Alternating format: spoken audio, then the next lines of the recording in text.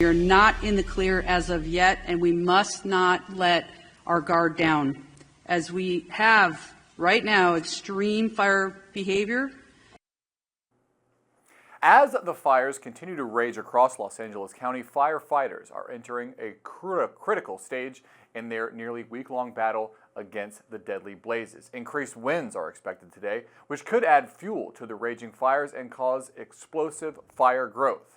92,000 people are still under evacuation orders, with 89,000 under evacuation warnings. There are currently 3 active incidents according to CAL FIRE. The Palisades fire has grown to over 23,000 acres with 14% containment. The Eaton fire is currently 14,000 acres in size and 33% contained. And firefighters have been able to contain 95% of the Hearst fire, which is about 800 acres. AccuWeather estimates the damage and economic loss could be as high as $150 billion. But it's not just the fires. Officials in California are grappling to control reports of looting and crime related to the fires, has law enforcement on high alert. As of this morning, the city of Los Angeles, related to the fires, has a total of 14 arrests. We're going to see scams coming up with government benefits, because we are going to literally have billions of dollars come into Los Angeles County over the next months and years. And for the criminals who view this as an opportunity, let me again give you this warning, an absolutely unmistakably clear warning. You will be arrested, you will be prosecuted, and we will seek maximum punishment against you. As of now, 12,000 structures have been destroyed and more than 60 square miles have burned. NewsNation's Nancy Liu joins us now with the latest. It is day 7 since the Palisades fire broke out, and it is still not out. But you can see behind me the ruins that already is much of Pacific Palisades. Blocks and blocks, entire communities wiped out. But every now and then we are seeing a home that's been saved. And firefighters I've been talking with all weekend, they've been telling me how hard they worked to save as many homes as possible. But that firefight on Tuesday and Wednesday at the height of the Palisades fire was literally hell, is what one firefighter, how he put it. And embers were flying and fire hoses were not able to put water on homes because the winds were so extreme that water would be flying sideways. But again, the good news today is that a lot of the smoldering and hot spots are now out. The bad news is we still have a red flag warning here in Los Angeles with extreme winds coming again. The threat lasts through Wednesday, and the fear is of new fires breaking out. But the good news is there is probably about 15,000 fire personnel here from all over the region, as well as Canada and Mexico. One firefighter told me that if anything breaks out, it will be like smashing a mosquito with a Mack truck. So we'll see. Back to you. Nancy Liu there reporting. Thank you, and please be safe. Four hire firefighters have incited a firestorm of criticism after being privately recruited to help battle the blazes. But who's hiring them? What are they getting paid? And how are they affecting the work of official fire teams? NewsNation's Ryan Bass has the details.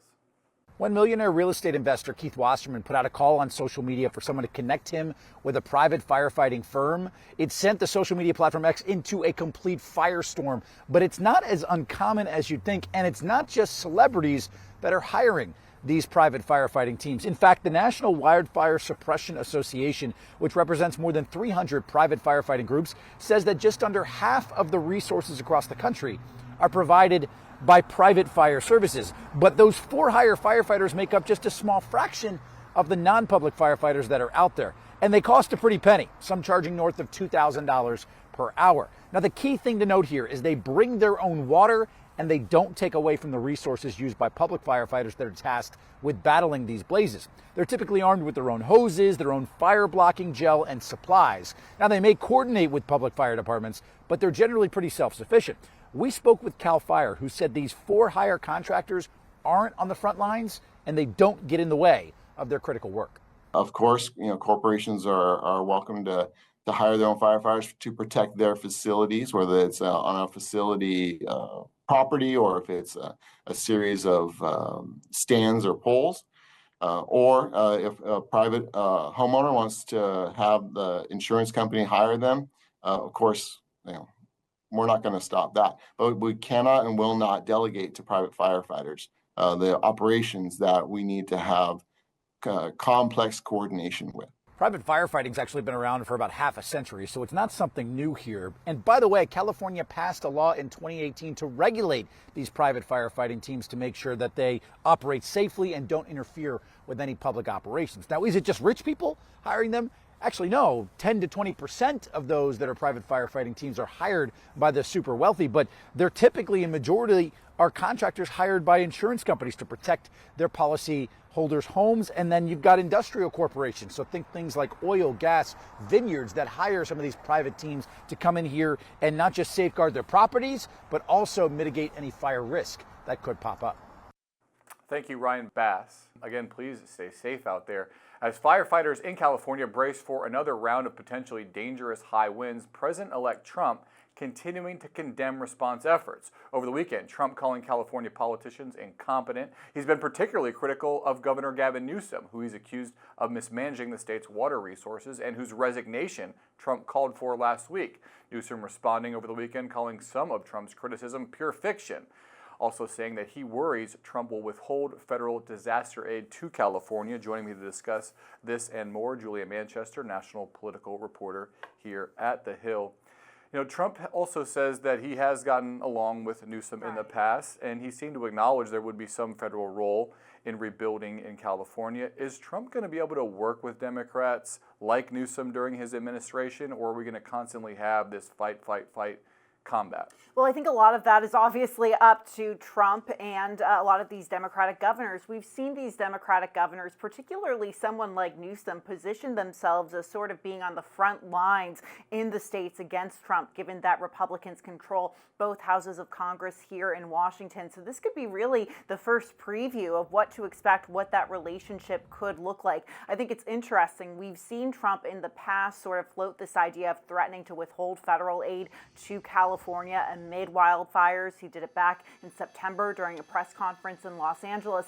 But at the same time, you do have a lot of congressional Republicans in Washington, including Republicans from the California delegation, who have sort of, pushed back against that, maybe not directly against Donald Trump, but they obviously want that federal aid included. We saw J.D. Vance, the vice president-elect, over the weekend say on Fox News Sunday that, of course, Trump cares about all Americans. He would love to visit California. We saw that Gavin Newsom invited Trump to visit California. So I think the potential is there, but both of these people, Trump coming in as the president-elect for a second term and Newsom seen as a leader within the Democratic Party, both having politics on their minds as well. Yeah, Newsom seen as one of the top potential Democrats for 2028 presidential run, so it'll be interesting to watch as he balances working with the president-elect and also his own political future. One of the most influential voices in the MAGA movement is continuing his crusade against a top Trump ally who's also one of the richest people in the world, in fact, the richest person in the world. This Steve Bannon versus Elon Musk thing erupted late last year over the topic of immigration, but now Bannon is calling Musk evil, promising to have him run out of the movement before Inauguration Day, which we're coming right up on. Is this just palace intrigue, or is there something larger at play here within the MAGA movement that has the potential to really impact the Trump administration? Yeah, so in an interview with this Italian publication, Steve Bannon really taking shots at Elon Musk over his status as an immigrant here in the United States, also his status as a South African, calling South Africans racist, trying to tie Musk to that. So there clearly is some personal animosity. That being said, though, there are a lot of people in MAGA world, those around the president's orbit in Mar-a-Lago, who have sort of raised this idea that maybe Elon Musk is spending a little too much time at Mar-a-Lago. Maybe he's outstayed his welcome. And we know that there are going to be a lot of competing voices for President-elect Trump's ear. And we know that Elon Musk is very close to him in that way. We see him on the phone with him during calls with world leaders. He's oftentimes sitting next to him at Mar-a-Lago. Trump going to support Musk at his SpaceX endeavors. And we know that Trump has fallen out with a number of allies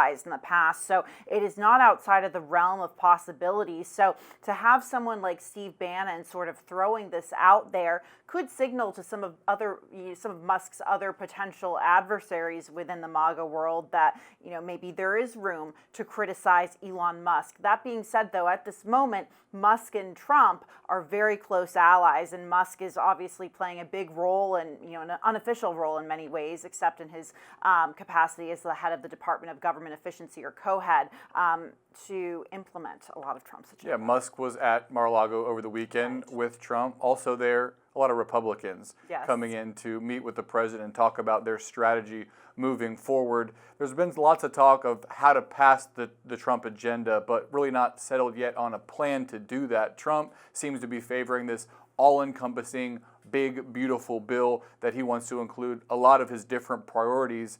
But after these meetings, there were some with the Senate members of the Republican members of the Senate last week, House Republicans at Mar-a-Lago over the weekend. Do we think there's any clarity on how Republicans are going to move forward with the Trump agenda? We don't really seem to be getting that clarity, and I think it's because, various different House Republicans have their own political calculuses to look after. It was interesting. He met with a group of SALT Republicans, those in favor of, lowering, state California, New York, they have high taxes, they want them lowered. Yes, blue state Republicans, and they seem to be open to this idea of raising the debt limit. Something that Trump and Musk have talked about. But at the same time, if Trump moves forward on agreeing with that, he risks ticking off the 38 Republicans who voted against that late last year and who have proven to be a bit of a thorn in his side. A lot of those Republicans being led by Congressman Chip Roy from Texas, these fiscal conservative hawks. So very different factions within the Republican Party. It says something that Trump was able to bring a lot of them together at Mar-a-Lago, but unclear how they move forward with really such a narrow majority as well. I mean, do they try to enlist Democrats or recruit Democrats to work together? That seems like a tall order. So I think first matter of business for Republicans and Trump here is sort of unite their own. Well, I keep coming back to this because, even with the SALT deductions, raising the cap is going to cost money. Mm-hmm. All these priorities that Republicans, different factions of Republicans want, cost money. The problem is going to be, how do you get all these fiscal hawks on board that feel like they've been sent to Washington to spend less money? Yeah, I mean, that's a huge sticking point. And you've heard Chip Roy and those other 38 Republicans that voted against it last year voice that concern. So there's going to be a number of fights going forward over this. And, there's going to be, I think, a lot of testing of their loyalty to President-elect Trump, or do they stick, sort of by their own, with their own ideology on this? The other question I have, if they do this big reconciliation bill that takes most of the year to come up with, you talk about people talk a lot about a 100-day agenda. They might not have anything to do for the rest of the year until then, besides these controversial things like government spending, debt ceiling. We could see some divisions within the Republican Party as we move forward. But I want to ask about another occurrence at Mar-a-Lago over the weekend, and that is Mark Zuckerberg, who heads Meta, which is Facebook and Instagram, also in Mar-a-Lago over the weekend, meeting with President-elect Trump. Meta is ending DEI initiatives. They're ending their fact-checking program. Zuckerberg told employees that the moves are to position the company with the new direction that the political environment is shaping here in Washington. Do you think this is a sea change in Silicon Valley politics, or is this just business leaders playing the hands that they were dealt? I think it's a little bit of both. I mean, you have a lot of these, Silicon Valley leaders like Mark Zuckerberg see how the country voted, and that the country does seem to be leaning center right at the moment after those elections. So they're trying to maybe sort of ride that wave. They're also playing the hand they were dealt with in many ways. You have Republicans controlling both houses of Congress, the White House. So they want to be able to get a slice of that. I also think you see people like Mark Zuckerberg and other tech leaders look at someone like Elon Musk and see the influence that Elon Musk is having within the Trump orbit, and how successful in many ways he's been able to be politically in that way. So I think you have people like Zuckerberg who are curious about that. I don't think you'll necessarily see Mark Zuckerberg have the same type of relationship that Donald Trump has with Elon Musk, but he sees the influence Musk has, and he's clearly interested. Yeah, the Silicon Valley Trump alignment is an interesting development in politics. Could shape some important things here in the future. We'll continue to follow that. We'll leave it at that, though. Julia Manchester, thanks so much for coming on. Thanks so much, Drew. Breaking now, U.S. District Court Judge Aileen Cannon handing down a ruling Monday to decide the fate of the 2-volume report from Special Counsel Jack Smith's team after his dual investigations were dismissed following Trump's re-election.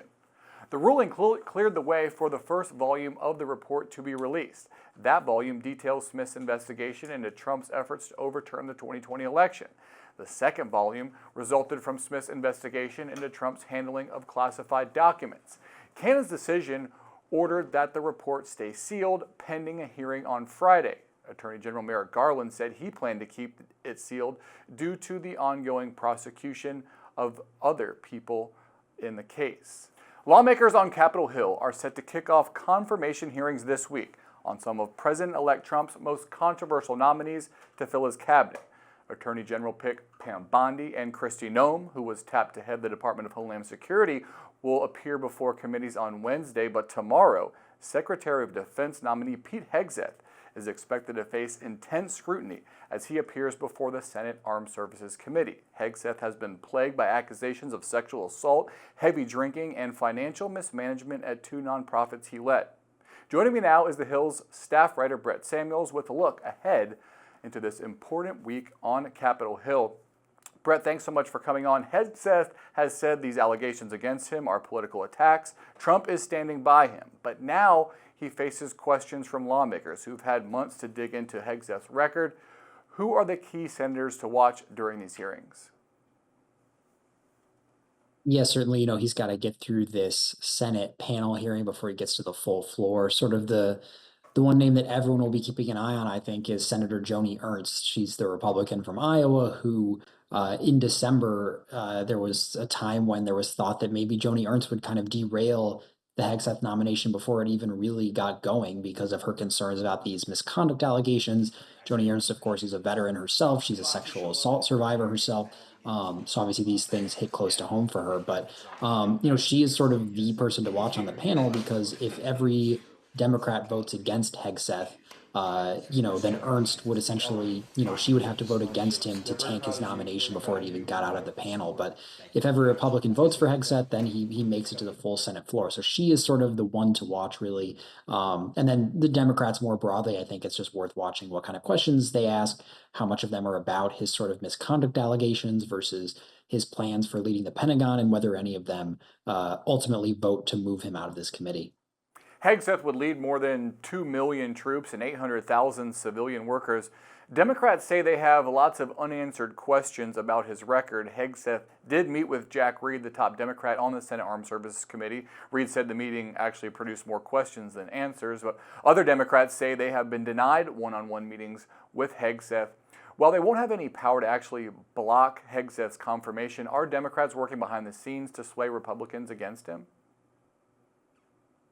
Yeah, I think what you'll see is Democrats, reaching out to folks like Joni Ernst, like Susan Collins, like Lisa Murkowski, sort of those senators who everyone identifies as, potential swing votes. John Curtis of Utah, another name to keep an eye on. Those are the folks who Democrats, I think, are really going to be kind of pressuring, and, outside groups might be pressuring about with their concerns about Pete Hegseth, urging them to consider not just his misconduct allegations, during when he was running these charities or when he's working at Fox News, but also highlighting some of his past comments about women serving in combat roles and sort of expressing skepticism about that. Some of his comments about LGBTQ service members. So, those are things Democrats are certainly going to be raising and questioning Pete Hegseth when they get a chance to do so about, how serious he is about those things and what kind of leader he would be. On Wednesday, Trump's Attorney General pick Pam Bondi will appear before the Judiciary Committee. Concerns have been raised over her close ties to the president-elect. She represented Trump during his first impeachment trial in 2020. Will Bondi breathe through the confirmation process, or are there Republicans that could raise issues? Yeah, every expectation from what I've heard is that there's really no concern on the part of Trump's team that she's not going to get through this confirmation process. Obviously, I wouldn't expect much, if any, Democratic support, so it may not be a bipartisan vote, but this is where it helps that Republicans have that 53-seat majority. They can afford to lose up to 3 votes each nominee, because then J.D. Vance, the vice president, would be able to break the tie in their favor. There's really not much concern on the part of Trump's team that Bondi would lose any or more than a couple of Republican votes. Obviously, there's going to be some concern and some questions asked about sort of her independence, questions about some of the donations and gifts that her office received when she was Florida Attorney General, and how that may have influenced some of the cases that she pursued. But, nothing so far has risen to the level of concern, certainly not in the way that Matt Gaetz, Trump's first pick for Attorney General, caused a number of Republicans to say that they wouldn't support him. We haven't really heard from any Republicans who say they're not going to support Pam Bondi. Let's talk about South Dakota Governor Kristi Noem. She's the pick for Department of Homeland Security. Her hearing is set for Wednesday. Do you think that there are any roadblocks to her confirmation? Yeah, I think in theory there are going to be some tough questions raised about her experience and whether she is equipped to run such a sprawling agency that focuses not just on border security but cybersecurity, election security, sort of a whole swath of things fall under the Department of Homeland Security. FEMA, the Federal Emergency Management Agency, falls under DHS. So it's a big portfolio for somebody like Kristi Noem, who obviously has been a governor and a congresswoman, but maybe hasn't specifically focused on some of these particular issues and is seen more as a Trump loyalist. But ultimately, that's why I think Republicans will vote for her, is because they know that she's the incoming president's hand-chosen pick. And they know that when it comes to immigration policy in particular, there will be other folks like Stephen Miller, like Tom Homan, who Trump has appointed to his White House, who will really be steering the immigration side of things. So, Kristi Noem will certainly face questions about some of her qualifications, I think, but no real expectation that those things are going to prevent her from getting confirmed. And looking ahead, Tulsi Gabbard appears to have an uphill battle in her confirmation to lead the U.S. intelligence community as Director of National Intelligence. Her stance on a program that gives the U.S. authority to conduct warrantless surveillance of non-U.S. citizens abroad has recently got a lot of attention. The program is called FISA Section 702. During her time in Congress, she voted against renewing the program, but now in a reversal calls it crucial for national security. What can we expect to see play out when her hearings begin here in the near future? Yeah, well, to your point, Drew, I think it's clear that she does have some work to do, because she reversed her stance on Section 702. James Lankford, Republican from Oklahoma, who's a top vote in her, or a top senator in the committee that will hear her nomination, he actually said that he would now vote for her to be confirmed because of that, that soothed over some of his concerns. So clearly she's got some areas where she needs to soothe over concerns, address the concerns of some senators, not just Democrats, but Republicans as well, who have raised concerns about some of her past comments about the intelligence community, about the war in Ukraine, about the situation in Syria, and the deposed leader there, Bashar al-Assad. So Tulsi Gabbard is maybe the Trump nominee at this point who has the most work to do, or is in the most has the steepest hill to climb to get confirmed. Again, we haven't heard from any Republicans who have outright said they're going to vote against her. So certainly it's still possible she gets confirmed, but certainly her hearing will be one to watch, because the questioning, I think, will be tough, and her answers will actually really matter as far as whether she can get confirmed. All right, busy week on the Hill. Brett Samuels, thanks so much. Thanks, Drew. Turning to the Middle East, where significant progress was reportedly made in ceasefire negotiations between Israel and Hamas. The Associated Press, citing a person familiar with the talks, who says there had been a breakthrough overnight Sunday and a proposed deal was on the table. Israeli and Hamas negotiators will now take the deal back to their leaders for approval. The AP reports mediators from Qatar put renewed pressure on Hamas to accept the agreement, while President-elect Trump's envoy, Steve Witkoff, pressured Israel to sign off. And Egyptian officials seem to echo the optimism, saying there had been good progress and that both sides are looking to reach a deal before Trump's inauguration next week. A new Gallup survey shows NATO allies are losing confidence in U.S. leadership. The survey polled NATO's 30-member countries and showed a decline in approval over the last 4 years, from 41% in 2021 to 35% in 2024.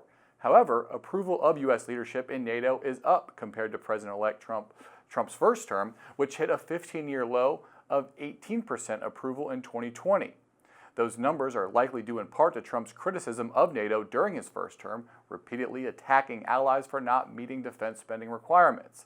Heading into his second term, the president-elect has echoed that sentiment, indicating that he would like to keep the U.S. in NATO if, quote, if they pay their bills, end quote, but saying he would have no problem leaving the alliance if they did not. Should Trump want to withdraw, he would need to go through the Senate, where he would need at least 2/3 of U.S. senators to support the withdrawal. President-elect Donald Trump has ruffled some feathers by saying he wants to buy Greenland. But what's the motivation behind the push? NewsNation chief Washington correspondent and host of The Hill, Blake Burman, breaks it down in today's Political Minute. So will there be Greenland USA? I'm Blake Burman, host of The Hill on NewsNation. President-elect Donald Trump signaling he may want the U.S. to purchase Greenland.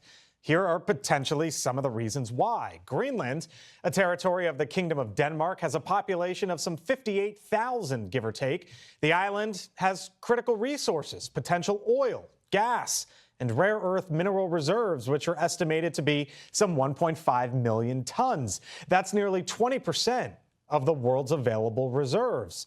Greenland is the world's largest island, lying between the Arctic and the Atlantic Ocean, potentially making it a significant area in the new geopolitical landscape. Denmark's prime minister says Greenland is not for sale, but it is possible for the island to become independent. That is for its citizens to decide.